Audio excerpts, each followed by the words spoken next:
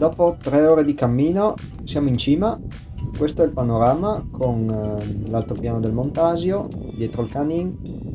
Poi qui c'è lo Jof di Montasio in mezzo alle nubi. Poi verso nord abbiamo tutta la Valdogna e infine il Cimone, il monte Cimone.